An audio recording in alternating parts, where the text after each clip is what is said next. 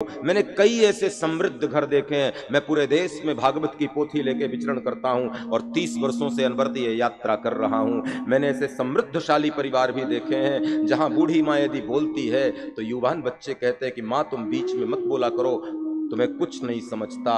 और मैं पूछना चाहूंगा उस युवान पीढ़ी से कि 9 महीने 13 दिन जिस माँ ने आपको गर्भ में रखा है, अनेकों प्रकार के कष्ट और पीड़ा जिस माँ ने सहा है, और साकुशल भूख सह करके, प्यास सह करके, पीड़ा सह कर तुम्हें इस धराधाम में लाया, और बच्चा साल 2 साल तक बोल नहीं पाता, ध्यान देना, और बच्चा बोलता भी नहीं है, केवल रोता है। और दुनिया का एक विज्ञान ऐसा नहीं है जो इस मंत्र को सिद्ध कर पाए। बच्चा यदि रोने लगे ना तो दुनिया के सारे वैज्ञानिक लगा दो, दुनिया के सारे डॉक्टर लगा दो, और बच्चे की नब्ज देखकर ये नहीं बता सकते क्यों रो रहा है।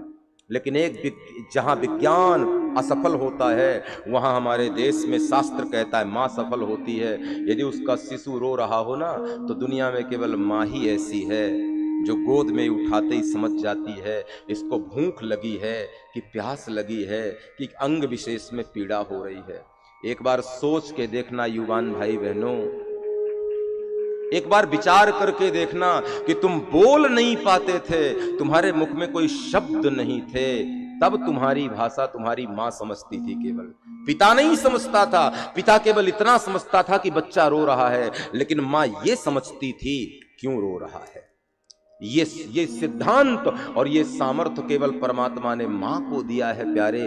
और जो मां बिना बोले तुम्हारी भाषा समझ जाती रही हो, उस मां को जब तुम ये कहते हो कि तुम्हें कुछ नहीं समझता, तुम मत बोलो, तो एक बार विचार करके देखो उस मां के अंतःकरण की वेदना को कितना कष्ट होता होगा कि मैं वही मां हूं कि ये रोता था, ये बोल नहीं पाता था, और मैं समझ जाती थी कि ये क्यों रो रहा है, और आज ये बड़ा हो गया तो मुझे कहता तुझे कुछ नहीं समझता। संसार में सबसे ज्यादा समझ परमात्मा ने मां को ही दी है प्यारे।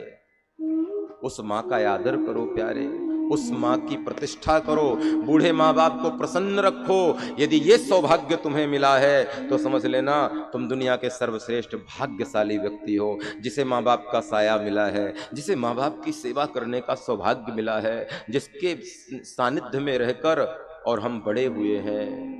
कई दुर्भाग्यशाली तो ऐसे होते हैं कि जिनके जीवन में ये सुख ही नहीं मिलता प्यारे, और जिनको ये सुख मिला है उस सुख का आनंद लो प्यारे। ये बरगद के वृक्ष हैं, फल नहीं भी देंगे तो छाया देकर तुम्हारा संरक्षण जरूर करेंगे। इनका आदर करो, इनका सम्मान करो, इनके आंख में आंसू आएंगे तो वैकुंठवासी नारायण तुम्हारी आंखों के आंसू कभी पोंछने नहीं देगा, रुकने नहीं देगा प्यारे।